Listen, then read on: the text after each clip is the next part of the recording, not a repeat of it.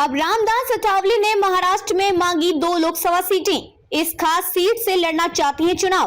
लोकसभा चुनाव 2024 में अभी कई महीनों का वक्त है। हालांकि एनडीए शासित राज्य महाराष्ट्र में गठबंधन दलों के बीच सीटों को लेकर अभी से माहौल गर्म हो गया है।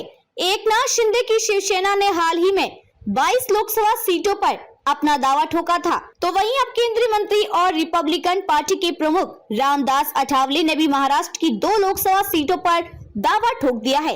इस सीट पर जोर लोकसभा चुनाव 2024 को लेकर अब केंद्रीय मंत्री और रिपब्लिकन पार्टी के प्रमुख रामदास अठावले ने कहा कि हमारी मांग है कि अगर रिपब्लिकन पार्टी को 2 सीटें मिलती हैं और अगर वे 2 सीटों पर निर्वाचित होती है तो रिपब्लिकन पार्टी महाराष्ट्र में एक मान्यता प्राप्त पार्टी बन सकती है।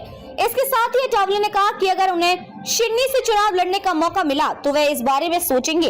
शिंदे मांग चुके 22 सीटें, राज्य में 40 विधायकों वाली एकनाथ शिंदे की शिवसेना ने लोकसभा चुनावों के लिए 22 सीटों पर दावा ठोक दिया है, जिसके बाद अजीत पवार के खेमे और बीजेपी में खलबली मच गई है। रिपोर्ट्स के मुताबिक शिंदे की सेना ने कहा कि इन 22 सीटों पर उनकी ताकत बढ़ी है, ऐसे में वे इन सारी सीटों पर चुनाव लड़ना चाहते हैं।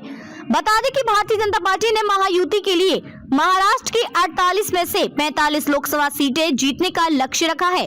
अजीत पवार के लिए मुसीबत। एकनाथ शिंदे की शिवसेना ने लोकसभा चुनावों के लिए 22 सीटों पर दावा ठोकने के बाद अजीत पवार के खेमे और बीजेपी में खलबली मचा दी है।